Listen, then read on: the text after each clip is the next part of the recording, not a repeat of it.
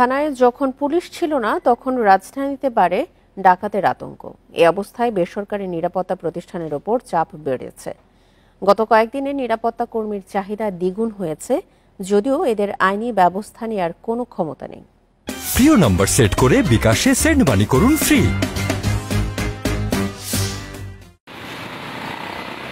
রাজধানীতে 2 কোটি মানুষের বাস। এছাড়া অফিস, আদালত এবং ব্যাংক বিমায় ঠাসা এই শহর। 5 আগস্ট সরকার পতনের পর অনেকটাই পুলিশ শূন্য হয়ে পড়ে থানা। এই ফাঁকে বাড়ে চোর ডাকাতের ভয়। তাই বাসা বাড়ি ও প্রতিষ্ঠান পাহারা দিচ্ছে বেসরকারি নিরাপত্তা কর্মীরা। তবে এদের পেশাদারিত্বে সন্তুষ্ট নয় শহরবাসী। এখনো আমরা অ্যালার্ট ডিউটি করি, দিনে রাতে সবসময় আমরা অ্যালার্ট থাকি।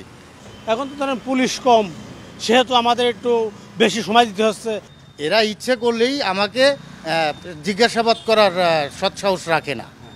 আমাকে যদি একটা সিকিউরিটি জিজ্ঞেস করে আপনি কে, আমি তোমাকে কেন বলবো আমি কে। যে কারণে পুলিশ অবশ্যই আমাদের দরকার।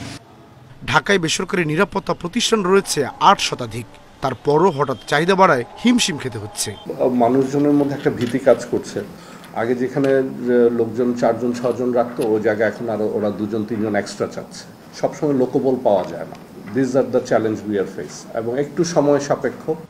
নগরবাসী বলছে বেসরকারি নিরাপত্তা কর্মীরা প্রশিক্ষিত হলে মানসম্মত সেবা দিতে পারত। সাদাত রহমতুল্লাহ, ইন্ডিপেন্ডেন্ট নিউজ, ঢাকা।